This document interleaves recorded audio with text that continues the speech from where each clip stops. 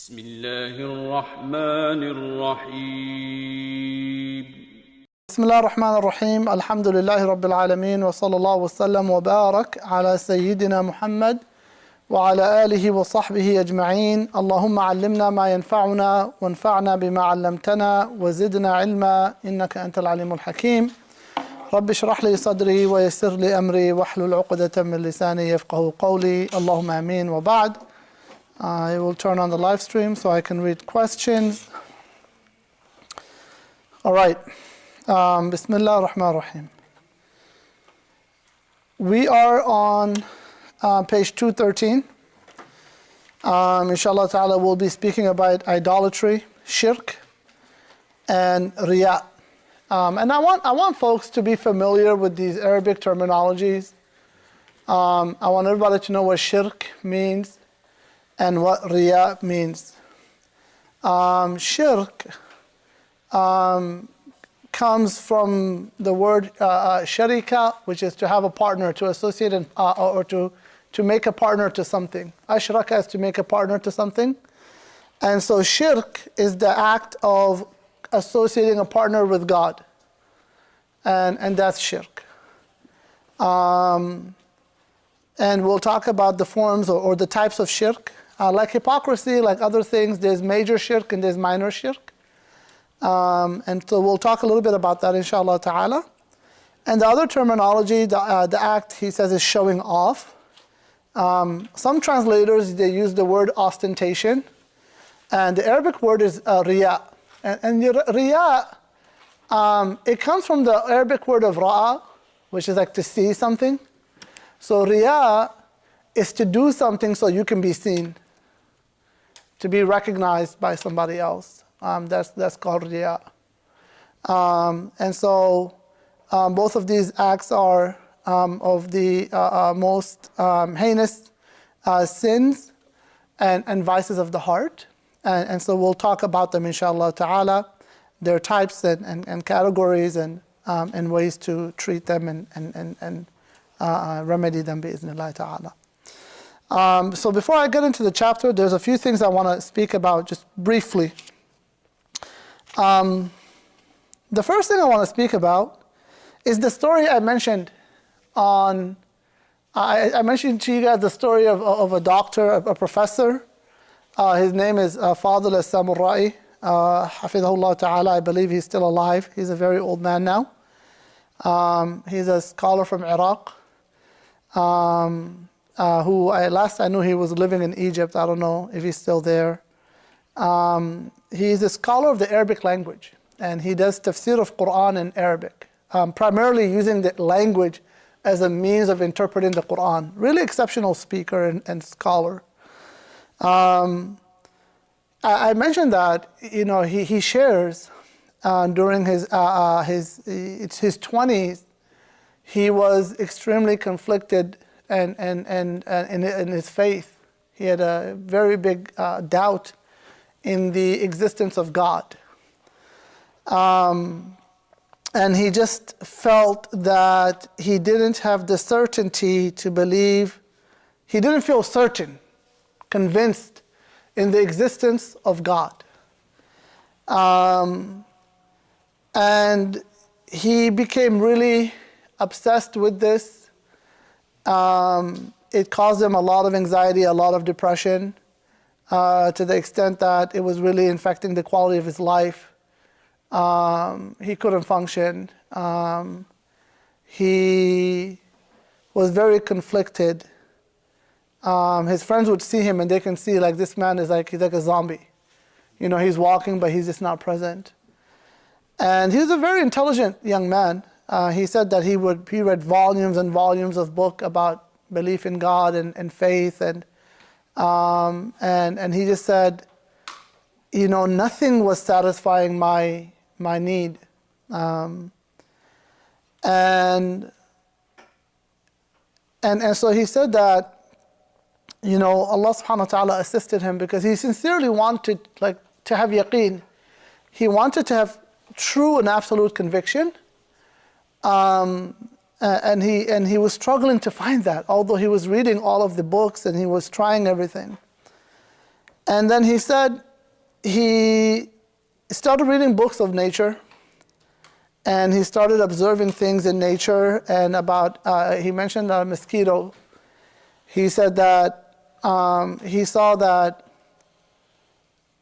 insects and different life forms had this intrinsic knowledge to survive, to preserve their children, to procreate. And he said, like, I asked myself when I read this, and observed these like truths in nature and in life, different life forms, who is the one that is teaching these different animals and insects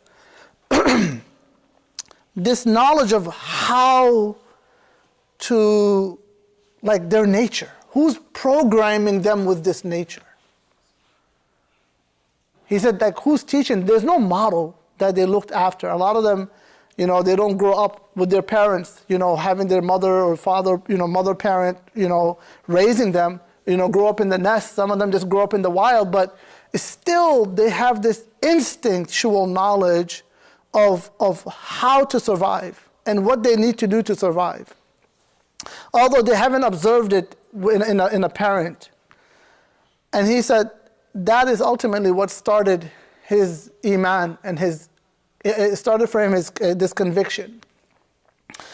And from there he kept learning, and he said he reached a point, he said he was at a point where he felt like he didn't see Allah anywhere. He didn't feel the presence of God and see the signs of God in anything. And he felt that God was not present in our world, and in reality. And he said, once he was able to see God's signs in nature, that ultimately started helping him feel the presence of God in everything. He started, and that's the truth of the Quran, that the Quran calls to. The Quran says, سَنُرِيهِمْ آيَاتِنَا فِي الْآفَاقِ وَفِي أَنفُسِهِمْ حَتَّى يَتَبَيَّنَ لَهُمْ أَنَّهُ الْحَقُّ. We will show them our signs in the horizons, in the cosmos, and in themselves, until it is absolutely clear to them that it is the truth.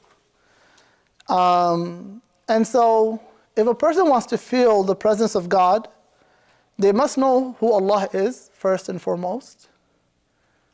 And they must know the names and attributes of Allah, subhanahu wa ta'ala. And then from there, they should know how the names and attributes of Allah manifest in our lives and in reality, in this world. And we will see that Allah, all of reality is a canvas manifesting Allah's attributes, subhanahu wa ta'ala. The whole existence, think of it as a canvas. You look at a canvas, you see the artwork of the artist, their creativity, their intelligence, their geniusness, their abilities, what they know, their knowledge, their emotions, their feelings, what they're trying to express. And so, some of us, we might not be, appreciate art. I don't know how many of us appreciate different forms. I'm pretty sure people appreciate different forms of art. It can be, a variety of things. It can be sound, it can be, drawings, it can be, even like sports is a form of art. Just the delicacy of how to move, the precision, the intuition, so many things. Art, it manifests itself in so many different ways. And so I believe there's art in everything, even in the most kind of objective things. You can be expressive, you can about of yourself in that objective thing that you do. The entire existence, creation, is an art. It's a world. Allah has made all of this His canvas. And He is showing to us His signs, His names, His attributes. And the Quran says we will show them. And the Quran calls to contemplation and reflection, tafakkur and tadabbur. Tafakkur is to reflect, and tadabbur is to really contemplate on a deeper level. And there's a science to this, and there are books about this. And so that's regarding the story of Sheikh Fadl al-Samura'i, Hafidhullah Ta'ala, and also about seeing and feeling the closeness of Allah subhanahu wa ta'ala. Allah says He's closer to us than our own jugular vein. So if He's that close, so the question is, why do we not feel Him? Then that means we're far. The servant is far from Allah, not Allah is far from us. And we're far from Allah with regards to where our hearts are and what we see with our hearts. If we love the world and the attachments of the world, then our vision is limited to the physical world. But the deeper our hearts are, the deeper our hearts can go, the more we feel the closeness of Allah, and the closer we become to Allah. And that's why the closest the servant is to Allah is when they're in sujood. So we're all trying to overcome these veils. This world is a veil. Our scholars, they say this world is a hijab. It's a veil. It's a veil in which Allah subhanahu wa ta'ala has concealed His signs in. He's put all these signs in these different objects, and we can't see it directly, but if we look beyond the veil and we're able to see beyond the physical, we can see the metaphysical. We can see the meanings and the signs and the qualities and attributes of Allah subhanahu wa ta'ala. And there's much that can be said about this topic, but I just wanted to mention this quickly. Imam al-Ghazali, he talks about the signs of Allah in the first section of the book. If I was to look, I'm going to look at the index. Where in the first section, we started reading about prayer, fasting, zakah, hajj.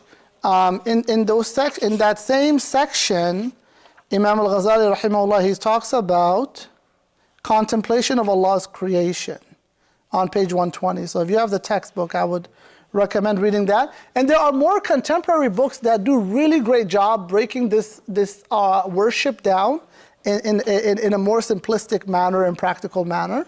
So I would say, do research, inshallah ta'ala, read this chapter here, and also look for other books, inshallah ta'ala. I've even seen Muslim psychologists write books and really try to approach this from a spiritual, psycho-spiritual kind of framework.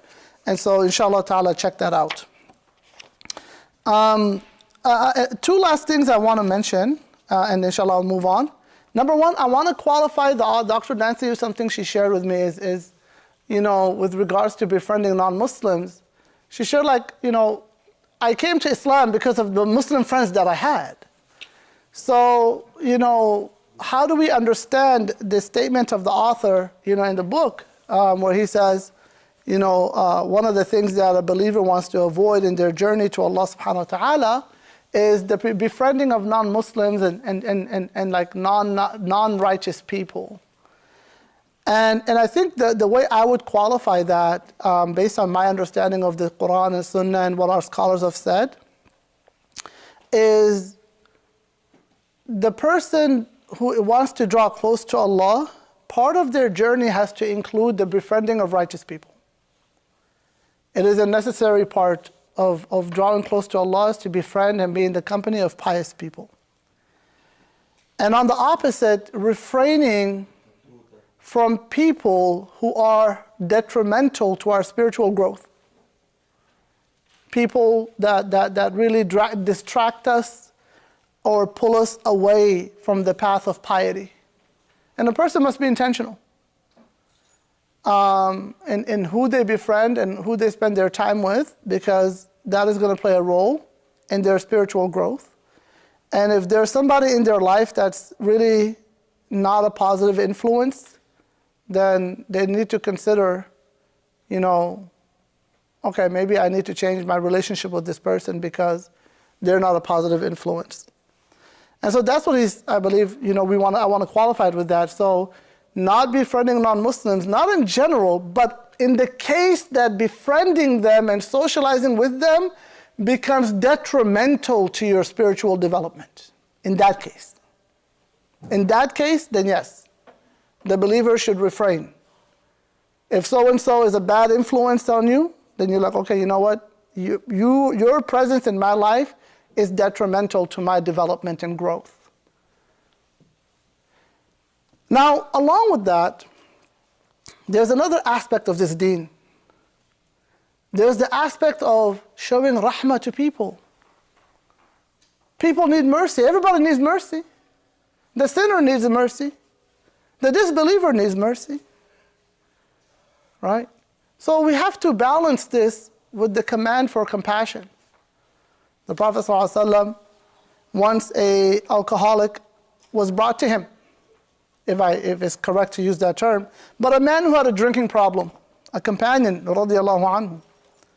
Mind you, he is a companion. And somebody made a comment, does this man not feel ashamed that he's brought before the Prophet Muhammad ﷺ every time for his drinking problem? And the Prophet ﷺ said, do not insult him, for he loves Allah and His Messenger. So, the Prophet ﷺ would visit his uncle Abu Talib regularly, spend time with him. He loved his companionship.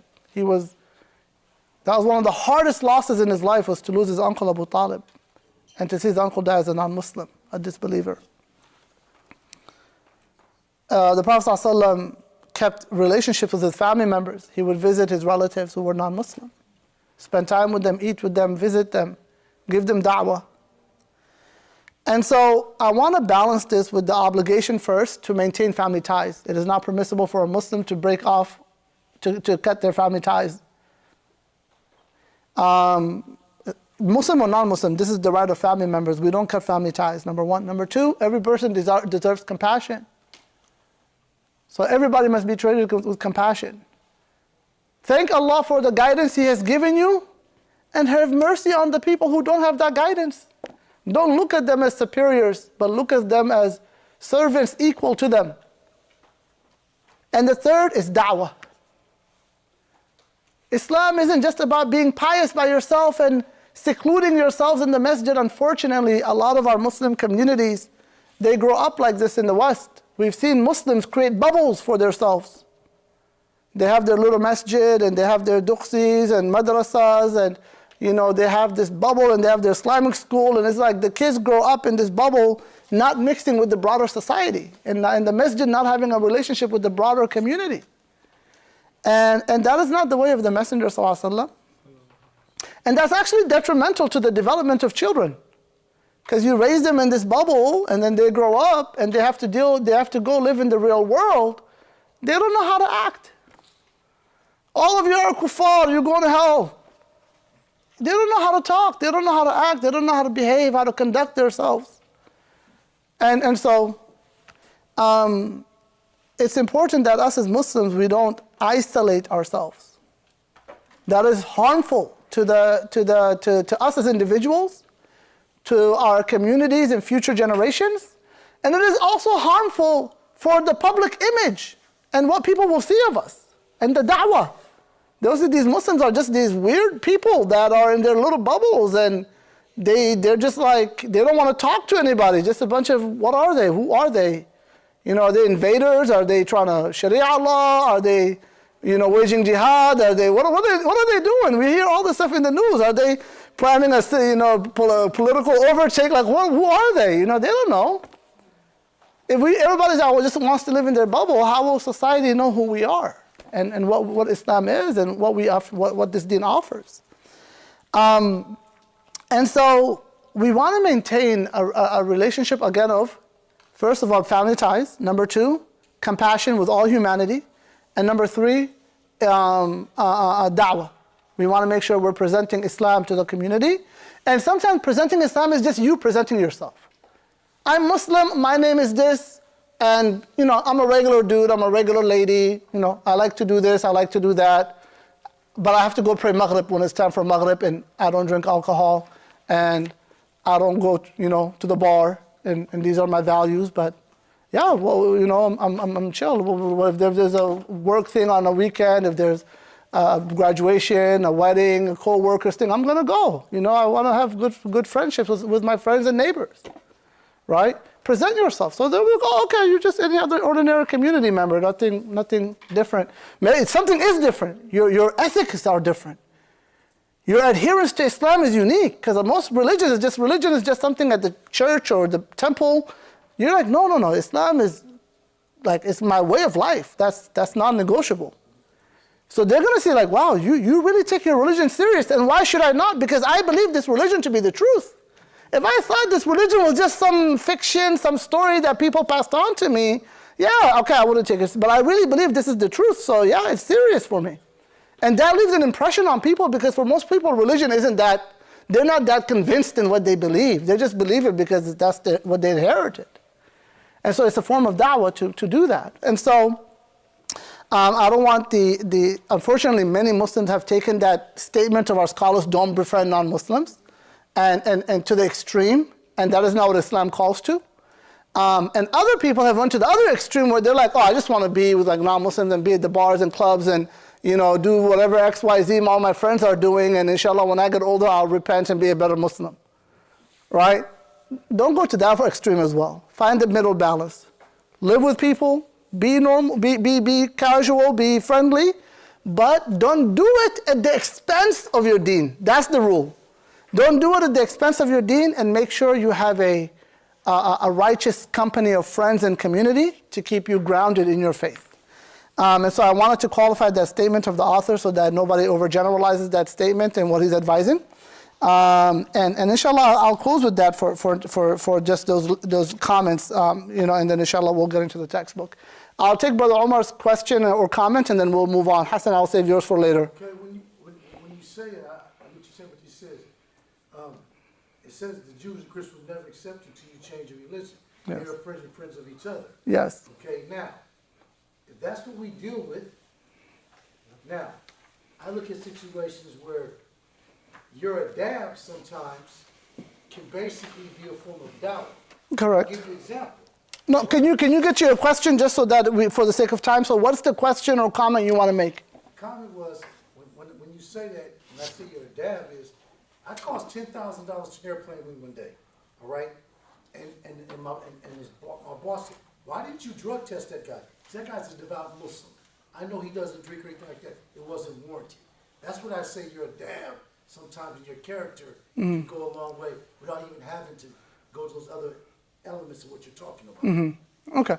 Yeah, so you mentioned two things. I'll start, the first thing, I think I like what you mentioned, right? Like, and I'll conclude, I want to move on, but the Brother Omar, he shared, may Allah bless him, that our adab is da'wah.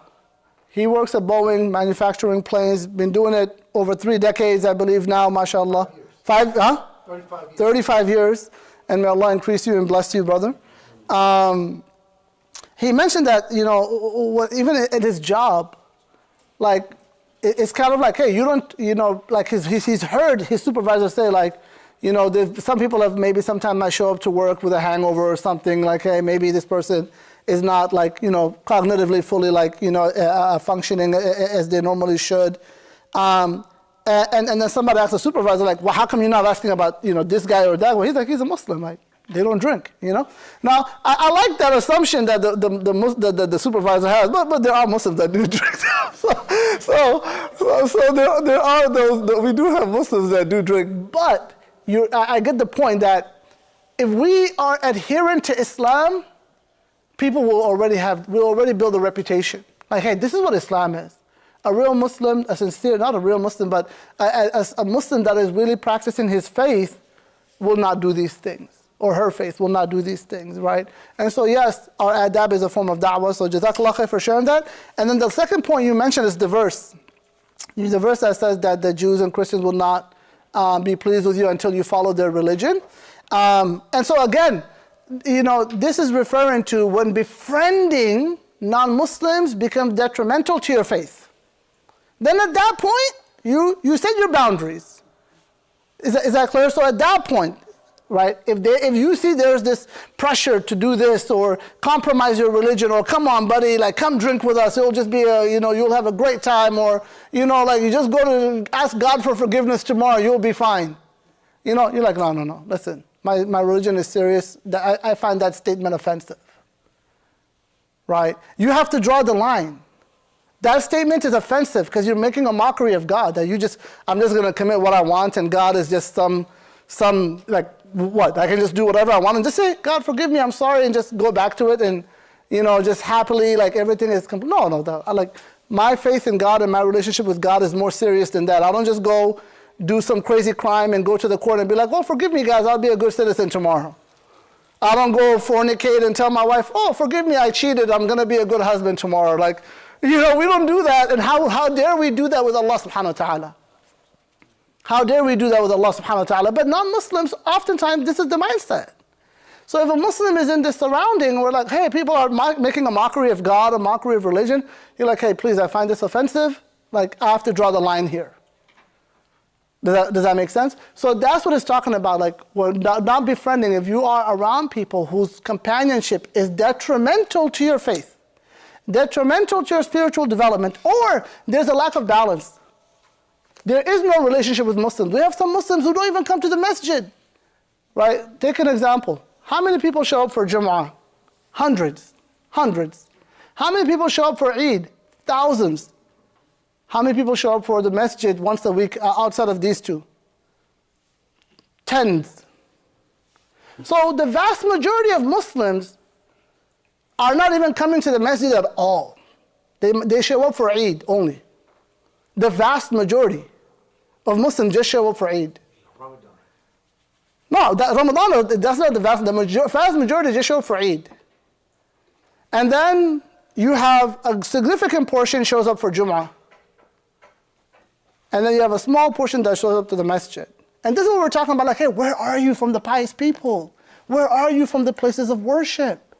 So when the author is saying, don't befriend non-Muslims, he's saying, no, it's not them that's the problem, it's have a balance. Make sure you're in the company of righteous people. Adhere to the righteous people. Don't give that up and replace it with just befriending non-righteous people. That is the understanding, wallahu alam. We sidetracked, this was important to talk about, but let's move on, inshallah ta'ala. All right, getting into our readings. The second subject, idolatry and showing off. Shirk, we mentioned, is to associate partners with Allah subhanahu wa ta'ala, and riyā is to show off. I want to read the first paragraph quickly. The text in italic is by Imam Sayyid Hawa rahimahullah ta'ala. He says, rahimahullah, idolatry is one of the most heinous diseases with which humanity has been afflicted, as it gives lordship to that which does not deserve it. It disperses the heart in many directions, so it does not offer the act, so that it does not offer the act of worship, nor does it receive guidance from its due source. And this is the nature of shirk, right? Shirk leaves you fragmented. Shirk leaves you fragmented. What am I worshiping? I'm worshiping this, I'm worshiping that, I'm worshiping this, I'm seeking that, I'm seeking this. It leaves you fragmented. And so Tawheed, it gives you this singularity, this purpose and objective, single purpose and objective, which is the worship of Allah subhanahu wa ta'ala. I only seek God and I only worship God. I only submit to God. The wealth and the fame and the clothes and the cars and the homes and the assets and all of these different things we acquire of this world is not the objective. These are instruments. And so that's why shirk, he said, what did he say? It disperses the heart in many directions. And also it deprives the person guidance from its due source. Now when a person is worshiping all these different things, can they receive guidance from Allah subhanahu wa ta'ala? No. If a person is obsessed with their money, and obsessed with their looks, and obsessed with their cars, and obsessed with their assets, and if they're committing major shirk, and they're obsessed with that deity, and they're praying to this God and that God, what happens? Do they ever truly turn to one single source for guidance and happiness and ultimate purpose? No. They're very fragmented. It disperses the heart in many directions. But while Tawheed, it gives you a singular purpose and meaning. And everything else is under this purpose and meaning, is a means to the singular objective and purpose for which the person is created. And so he says, rahimahullah, Thus you see man worshipping a stone, a tree, a human being, or even society at large. We can add money, clothes, fame, looks, all of those things. The Muslim who believes in Tawheed has freed his soul from all of this, but he is nevertheless vulnerable to the hidden idolatry, i.e. hypocrisy. And so I wanted us to share that statement about shirk and why it's important to have, why shirk is so fragmenting. I also want to share that shirk is appealing to human beings because you can take anything you want as a god. And you can also evolve that belief however you want. Right? You can take anything as a god. People make a god of love, a god of this, a god of that. They worship this, they worship that. Now today, why has, like if you look at the entertainment industry, why have they turned to shirk? They love this term, gods. He's a god, they're a god of this. Because you can make anything into a god. Shirk has no rational consistency. Even the Quran, what did it say before? The evil tree? مَا لَهَا مِنْ قَرَارٍ. It has no firm establishment or root, foundation. So shirk is ever evolving. Yesterday it was Lat and Uzza and Manat in Quraysh. And in Greece, it was the Greek gods of Zeus and Poseidon and, and so on. And then in Norse mythology, it was Odin and Thor and so on. And so on and so forth. And today is you're a god. You're a god. You're the god of yourself. Shirk is ever evolving. Anything can be the god. Anything can be taken as a god. There's no rational consistency. How do you define shirk? What are the rational? Okay, how do you rational? Shirk has to be 2, 3, 5, 7, 9, 11, 15. Where does it stop? What's the principle that rules? There's no ruling. Shirk is subjective to you. Make it whatever you want. That is why those who disbelieve in God find shirk appealing. Not because they believe in God, but because they can make anything into a god, including themselves. And that's why shirk has no foundation, no rational consistency. Whereas Tawheed is very consistent, right? You can't break it. You can't get out of it. Everything is from one source. That's all I should worship. That's who I should submit to. And that's it. And my sincerity and love and passion is only for that one creator that created me. It gives you purpose. It gives you meaning.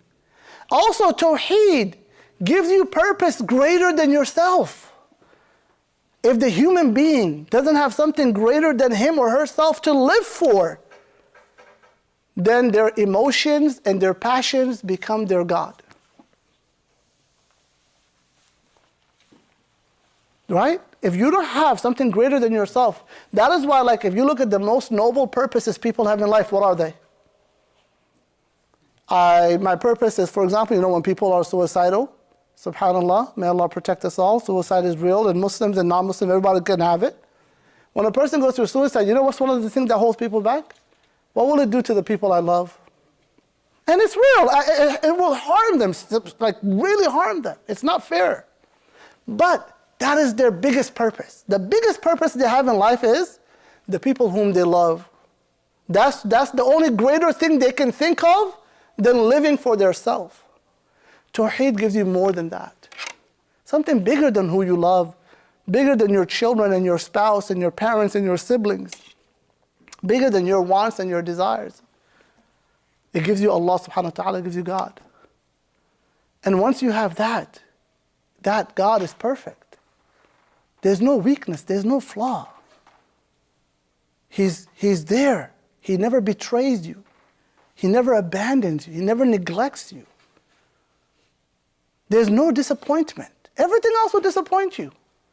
Your child can break your heart. Your spouse can break your heart. Your parent can break your heart. Your wealth can be a curse. Your looks will go one day. Your fame can be the curse that takes you down and causes you misery. Your strength will fade away. Everything will eventually leave you and hurt you. It is only Allah, the one that remains, that will never betray or leave or change. And so that is why Tawheed is at the core of our spirituality. There's no spirituality in Islam without correct Iman in Allah subhanahu wa ta'ala. True Islamic spirituality has to be with correct belief, correct Iman, and then from there you build. Because everything is centralized in Tawheed. And if Tawheed is compromised, then the spirituality is being built on a shaky foundation. Does that make sense? So that is why the person wants to purify their hearts from any shirk. I'll move on to the next section. So he talks about shirk briefly here, and then he talks about riya. Okay, he talks about showing off, and he quotes the hadith on the first page of the first three people to be cast into the hellfire. Inshallah, you guys read that hadith. In summary, the gist of it is, the Prophet ﷺ, he says that the first people cast into the hellfire will be three: a scholar, a martyr, and a philanthropist. Okay, the first of the people to be cast into hellfire. They're not the first, but they are among the first. Okay, there are three people who will be among the first cast into hellfire: a scholar, a martyr, and a generous person like a philanthropist. Okay, a person will say, why? Why these three people? It is for a martyr who fought for recognition. He fought so he could be recognized for his bravery, and died because of that. The scholar is a scholar who fought to be recognized for his intelligence and wisdom. And so he learned, and people adored and admired him or her.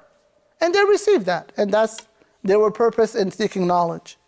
And the third is the philanthropist, the generous person who gave wealth abundantly, but they did it so they can be praised for their generosity. Oh my God, what a generous person you are. And they receive that in this world. And so Allah subhanahu wa ta'ala will cast them into the hellfire. Why? Why is this sin so heinous in the sight of Allah? Because they did an act of worship for the purpose of this world. Seeking this world is fine. There's nothing wrong with it. But, if you want to go to the gym and lift some weights and be like, oh, mashallah, look how strong I am, khalas, that's, you want to show off a little bit, and you want to take your car and flex, and you want to say, mashallah, look how my nice car. That's dunya, it's fine. It's not good to show off. It's not good to be arrogant and proud in such a way.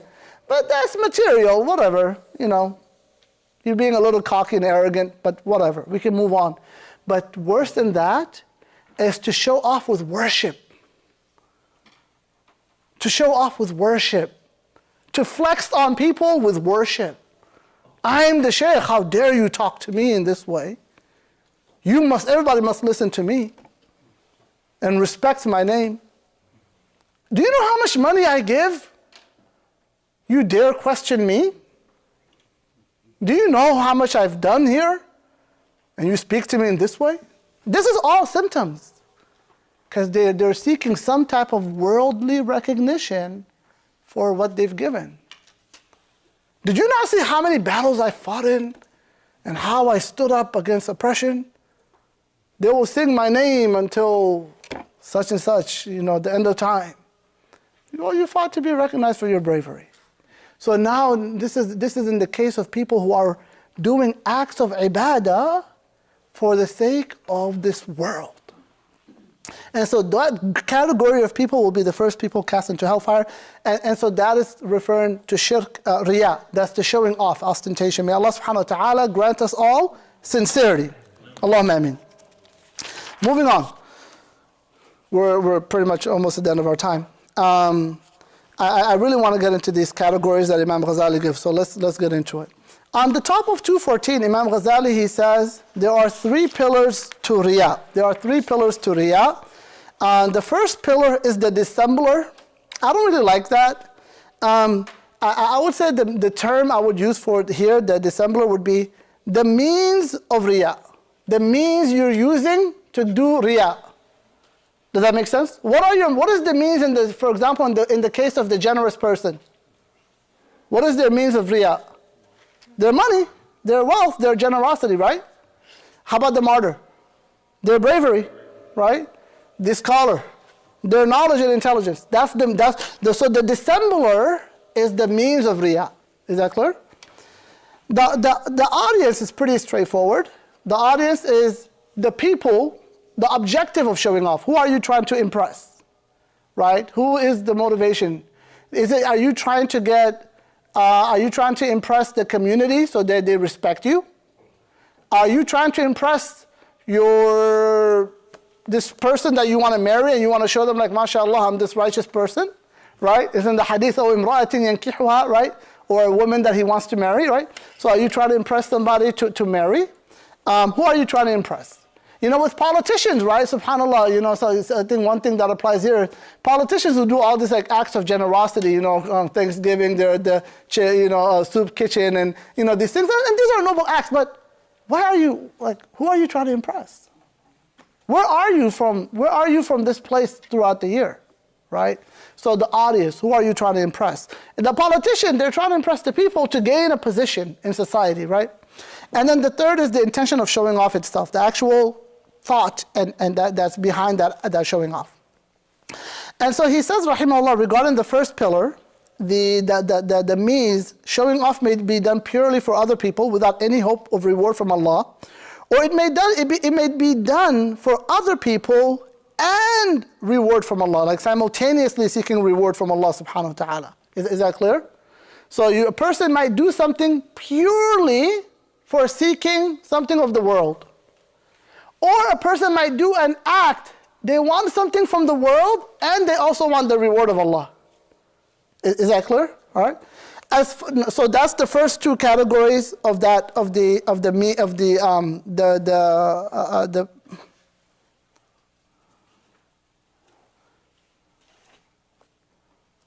So those two first categories is I guess the first two categories of the first pillar. We'll continue. He says the second form has 4 cases. The intention of receiving no reward, where the desire of reward is stronger than desire to the intention of receiving no reward, where desire of reward from Allah is stronger than the desire to show off in front of others. The desire of reward from Allah is weaker, or the desire for reward is equal to the intention of showing off. So he gives 4 categories, and then inshallah ta'ala he breaks them down here so we can go through each one briefly. Does anyone have any questions about these 4 categories? Have you guys read them? Are they pretty straightforward? I feel like we can move on. Can we move on from that, inshallah, the 4 categories? Yes. All right, so man intends to receive no reward from Allah is the most dangerous. And then the second is that of a man intends to a reward, but the intention is not strong enough that he would perform this deed on his own. That is the symptom. How do you know if you're seeking reward from Allah and also seeking some type of reward from people? You can tell that if the people were not there, you wouldn't do it. Does that make sense? If the people were not there, you wouldn't do it. That still shows that you still want some type of recognition and reward from the people. And so he says this person is close to the previous man in rank. If a person in any case would not do an act of worship without recognition, this shows that their deed is similar to that of the first man, the first case. The third case is of a man whose intention for reward and for showing off is equal to that if one intention were separated from the other, he would not perform the deed. However, when the two combine, he performs the deed. The corruption of such a person is equal to his reform. We can only hope that his state is neutral, or that he will be given a reward equal to his punishment. So he's saying, like, subhanAllah, if we were to say like percentage, the first case is like 100% only for this dunya. Second case is 51% or more is for the dunya, and then 49% or less is for Allah subhanahu wa ta'ala. Third case is 50-50. It's completely equal. And then the fourth case, and he said the one in the third case, there's no sin. We expect that their noble intention and their dunya intention cancel each other out. And then the fourth case is of a man whose intention to seek a reward motivates him and outweighs the intention of showing off in such a way that the desire to show off alone would not motivate him to perform the deed. Such a person is hoped to have an incomplete reward. His reward decreases, or he may be punished proportionately with his intention to showing off. So meaning here, if your intention for Allah is greater, then inshallah you will still receive some reward. That's the gist of it. You will not receive the full reward, but you will still receive some reward. And so I think the way he identifies this, and I think this, I'll share two things. Number one, sincerity is the most difficult act of Islam. Sincerity is the most difficult act of Islam. Sincerity means you see nothing between you and Allah subhanahu wa ta'ala, or alongside you and Allah. Nothing else matters. There's no other ulterior motive. And that's hard. Because by nature, we are driven by self-interest, and we are also creatures of habit. We do things because of just habit. It's a routine. And so intention requires a mindfulness of our purpose for this act of worship. It requires, there's a lot of talk about being mindful, today, and why it's so important. Sincerity is to be mindful of your reason for what you're doing. Why am I here? Why am I doing this? And so the believer wants to strive to always renew their intention and be mindful of Allah subhanahu wa ta'ala and have Allah as their objective in all their worship. And subhanAllah, I'll show some subtle ways sometimes that people might do acts of intention. Sometimes it doesn't have to be like to gain something, but like let's say, for example, somebody starts fasting because they are a little overweight and they want to do a diet. And they're like, I might as well just fast so I can get the worship of ibadah. Is that person's intention pure? No. Now, I think they want to do ibadah first and foremost, because if they just wanted to fast for health, they wouldn't do the ibadah. So I would assume that their intention is the fourth case, like their main reason for fasting is the worship of Allah. Or it could be the third case, whereas if they were not overweight, they probably would not fast. So you can say maybe 50-50, their intention is what? Physical health benefits and the worship of Allah subhanahu wa ta'ala. How do you know which one is your intention? He says, check yourself and see if you maintain the worship in the absence of the worldly benefit. That's how you check. How sincere am I? Do I maintain this act of worship in the absence of the worldly benefit, or do I not? And if I'm only maintaining it in the presence of this worldly benefit, then there is some type of riya.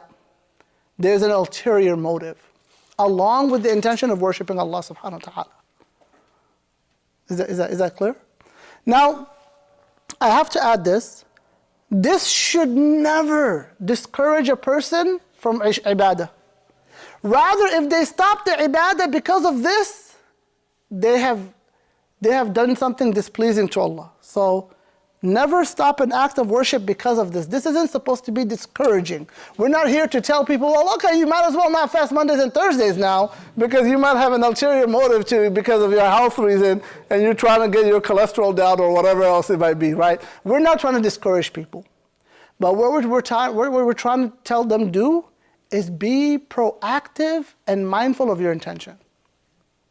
One of the du'as that's reported is when you break your fast, you say, Allahumma laka sumtu.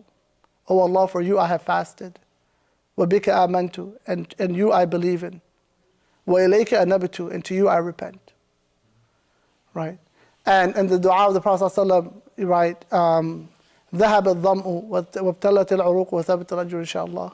Right? Like the reward is with Allah. And so the advice, the mentioning of this is to what?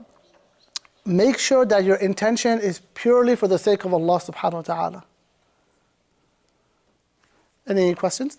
Yeah, I just have for the fourth case. Mm-hmm. I'm not clear on it. I don't know if it's the way I'm reading it. So this is a person who seeks their reward, but they still have a little bit of... Yeah, they still have a little bit of self-interest. There's some ulterior motive. So I also, one more question. Mm-hmm. What if fear of Riya becomes like a source of waswasa for you, where you're questioning everything? I know there is a dua, like, but what if, like you said, it shouldn't stop you? It shouldn't be a hinder, right? It should, So, yeah. for example, if you're Hindrance. in a group and maybe they're doing the sunnah and you're worried, I'm not going to maintain it. What else can you do? So the sister is asking, what if this fear of Riya becomes an obstacle, right? It becomes a hindrance. Our scholars, I remember there's a statement that says, if you leave an act because of fear of Riya, in a way you've committed Riya. Because you're leaving the act of worship for fear of not being sincere with Allah. So you're leaving Allah's worship for something other than Allah's pleasure. Does that make sense? So that in itself is like a form of Riya. So if you ever feel like, oh, I'm worried that I don't know if I should do this because I'm worried that if I do it, then I might not sustain it, and therefore my intention might be for other than Allah, then in that case, you should actually say, I'm going to do it as a demonstration of my sincerity to Allah. Does that make sense? So if a person does ever end up in that type of predicament where they're thinking, like, I'm afraid of Riya, so I don't want to do this, then do it as a demonstration of your sincerity to Allah subhanahu wa ta'ala. Because that process in itself is causing you to be mindful of why you're doing it. Does that make sense? You're actually thinking about your intention. And that is actually one of the best ways to purify your intention. So when that thought comes up, use it as a means of inspiration rather than like an obstacle to sincerity. Wa alaikum assalam wa rahmatullah. Is that clear? Any other questions about this part? I have a question. Hassan, is it about this part? Yes, okay. About Riya. Well, I was a little confused. I didn't hear some of it, but I do have a question that is about Riya and how we can correct it. Because it's hard for me to have good intentions. Like, I want to do things for Allah, but at the same time, I'm not immune to like praise. Like, I love it when people say good things about me. Yes. I want to make it a priority. Because So what's the question for me? my question is, how can we make sure we do things for Allah subhanahu wa ta'ala, but it's okay to do things for Allah subhanahu wa ta'ala while still having that intention, not too much of an intention, but like still like praise when we get it, because we like praise, and I feel like it's human trait and many of us. Barakallahu fiqh, Hassan, I think I got your question. And I apologize, I don't mean to be rude and cut people off. I just want to get to the question, the gist of the question, so that we can answer it and move on. So the question is, how do we maintain Riya, especially when recognition is something we enjoy. We enjoy getting praise. We enjoy getting recognition. And so I would give, Imam Ghazali is going to talk about it, but I'll say a few things. Number one, ask Allah for his sincerity. Right? You have to ask Allah for sincerity. Ask Allah, Ya Allah. The hadith of the Prophet ﷺ, memorize it. Oh Allah, I seek your protection from associating partners with you knowingly, and I seek your forgiveness for that which I do unknowingly. Memorize the dua of the Prophet ﷺ. Look it up, the dua of sincerity. Find that dua, memorize it, and make it part of your duas that you often say, number one. Number two, have acts of private worship. If you want to test your sincerity, test yourself in privacy, right? And so have acts of worship that there's no recognition for. Just you in your home. Get up and pray 2 rak'ah sunnah in your home. Get up and pray your witr. Have a wird of reading the Quran at home. And so have private acts of worship.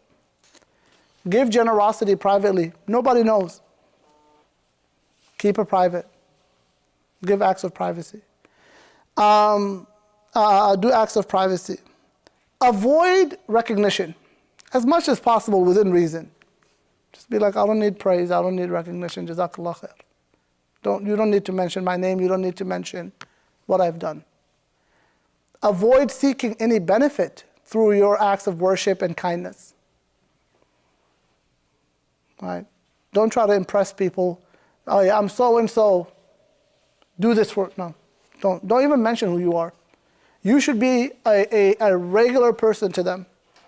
Don't seek recognition because of your worship, or your status, or your ibadah, or you're part of the masjid, or anything of that sort.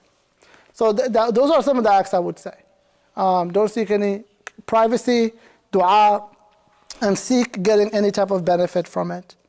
Of course, being intentional and mindful of your intention. Right, and that would also go in that category. And Imam Ghazali is going to give us his own advice, inshallah ta'ala, for this. And so, I think we're going to stop here, inshallah ta'ala. We're out of time. And then, inshallah, we'll finish this lesson. I know I wanted to finish it tonight, but we had some things left over from the last lesson that we had to wrap up. And then, inshallah, we'll finish this on Sunday, bi'idhnillahi ta'ala. So, nothing additional to read except just 220, up to 225. If you haven't done so, inshallah. Barakallah feekum. Any other questions? I think I also saw Dr. Nancy's hand. No? Ayan, I'll take your question and then conclude, inshallah. I'm just curious, at what point does it become, like you talked about people who need to be recognized, or would I say, do you know who I am? How do we decide, like at what point is it pathological that it's beyond the deen? I'm just curious. It's beyond the deen? Yeah, so like maybe this person has an outside pathological need to do it. How would you identify that? How would you address it from deen-wise? How would you address it from a deen-wise? If somebody has a pathological kind of habit of doing that outside.